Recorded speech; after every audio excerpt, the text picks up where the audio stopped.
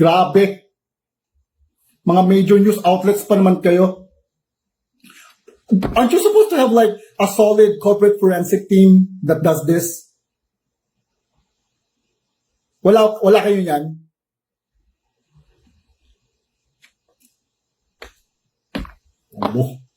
Now, as what we've discussed earlier, okay, so basically, if it's a soft copy document, it will have the watermark.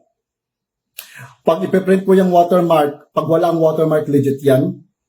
Okay? Pag ipiprint mo, sumama ang watermark, it means that it is not a magic watermark and that the soft copy that you have is fake. Alright? And then, pag may nakita kayong mga anino ng watermark dyan, it means that the document has been tampered with and that the right protect has been broken. It's that simple. Now, let's go to the document that has been posted by Malacanang, by Auntie Claire. Now, as you can see, doon sa document niya, even though that it was on screen, it was presented as a hard copy. Hence, the page break.